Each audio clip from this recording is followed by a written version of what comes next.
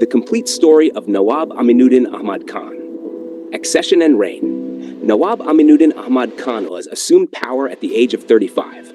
His reign lasted from 1835 to 1869. Early life and beginning of rule. He belonged to a noble family deeply rooted in the royal court. He was the brother of Nawab Shamsuddin Ahmad Khan, and from a young age, he was educated by his parents in matters of governance and statecraft.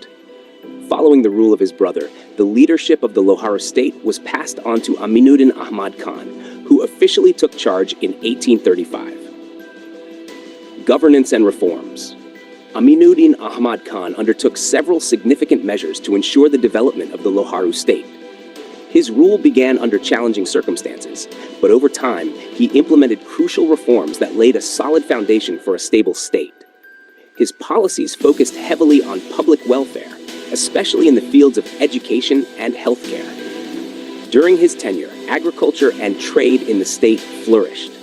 He oversaw the construction of roads and introduced administrative reforms aimed at strengthening the economy. Relations with the British government. Nawab Aminuddin Khan maintained cordial relations with the British Empire.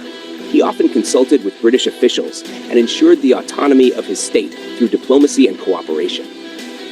Due to this alliance, Loharu enjoyed a considerable degree of freedom in internal matters. National development and welfare projects. He launched several developmental projects across the region. These included the construction of roads, expansion of the canal system, and the introduction of modern irrigation techniques. In the field of education, he made remarkable progress by founding various educational institutions to promote learning among the local population. Military reforms and defense. Understanding the importance of security, he introduced reforms to strengthen the military. He established a robust defense system to safeguard the state from external threats. These reforms included the introduction of new weaponry, training programs, and the formation of a disciplined military force.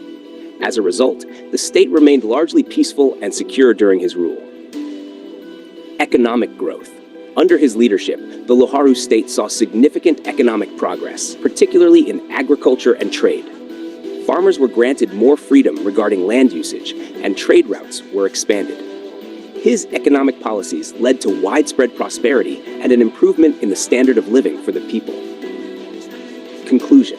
Nawab Aminuddin Khan I passed away in 1869, marking the end of a golden era in Loharu's history.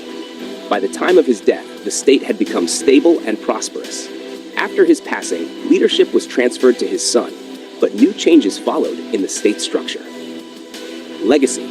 The reforms and strategies introduced by Nawab Aminuddin Khan have continued to be remembered in the history of the region. He transformed Loharu into a strong and well-developed state. Many of the development projects initiated during his reign still impact the lives of people in the area. Summary.